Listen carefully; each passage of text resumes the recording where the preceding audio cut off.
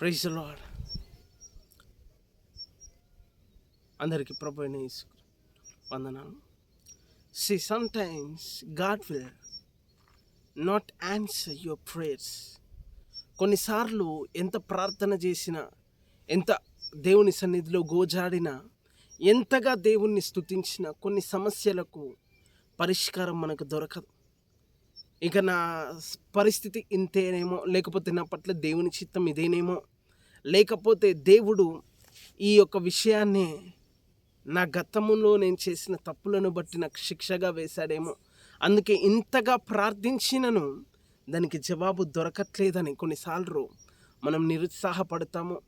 దేవుణ్ణి వెతుకుతున్న జవాబు రానప్పుడు మన విశ్వాసంలో సన్నగిలిగిపోతాం.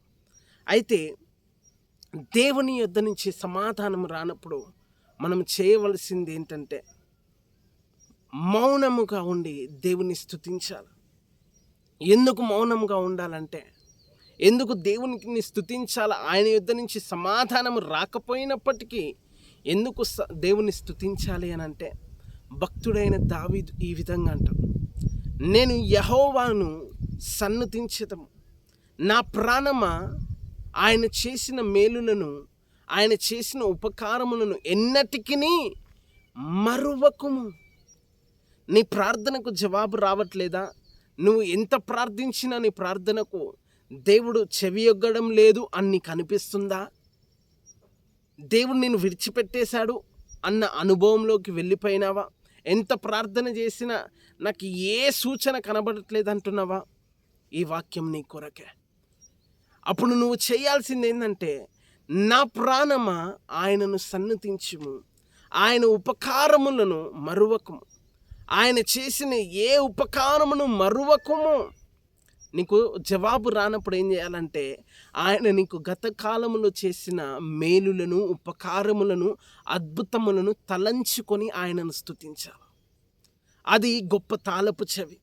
ఎప్పుడైతే నువ్వు ఆయన చేసిన ఉపకారములను మరువక, ఆయన గతంలో చేసిన అద్భుతములన్నిటినీ తలంచుకొనొచ్చు, వాటిని తలపోయిచు దేవుని స్తుతిస్తావో, అద్భుత రీతిగా ఏ ద్వారాలైతే మూయబడ్డాయో ఆ ద్వారాలు తెరవబడుట నీవు చూసేదాం. ఈరోజు స్తుతిలో ఉన్న శక్తి మనకు సరిగ్గా తెలియకపోవడానికి కారణం ఏంటంటే, మనము భక్తిలో ఎప్పుడు ఇది కావాలి, అది కావాలి, అదే, కానీ స్తుతిలో ఉన్న శక్తిని నువ్వు గ్రహించలేకపోతున్నావు. స్తుతించుట ద్వారములను తెరుస్తుంది. కీర్తనల గ్రంథం 51వ అధ్యాయంలో ఈ విధంగా మాట్లాడతాడు ఆయన, స్తుతియాగము అర్పించువాడు నన్ను మహిమపరచుచున్నాడు, దేవుని రక్షణ చూచినట్లుగా అతడు తన మార్గమును సరళము చేయుచున్నాడంట. స్తుతియాగము నీ జీవితాన్ని, నీ మార్గాన్ని సరళం చేస్తుంది. ఈరోజు నీకు మార్గమే కనబడట్లేదా? స్తుతి నీకు మార్గము తెరుస్తుంది. హల్లెలూయా. స్తుతి ఎరికో ప్రాకారములను కూల్చివేస్తుంది. నీ జీవితంలో జరిగిన మేలులను బట్టి ఆయనను స్తుతించు, గతంలో చేసిన అద్భుతములను బట్టి స్తుతించు. స్తుతి ద్వారములను తెరుస్తుంది. స్తుతి దేవుడు నీ ఎడల కార్యములను చేయుటకు ఒక ద్వారమును, ఒక మార్గమును తెరిచేది స్తుతి. ఈరోజు భక్తుడైన దావీదు వలె నేను ఎల్లప్పుడూ యెహోవాను స్తుతించెదను. నా శ్రమల్లో, నా కష్టంలో, నా వ్యాధుల్లో, నా నష్టంలో, నా మరణములో, నా వేదనలో, నా ఇరుకైన పరిస్థితుల్లో నేను ఇంకా యెహోవాను సన్నుతించెదను. హల్లెలూయా.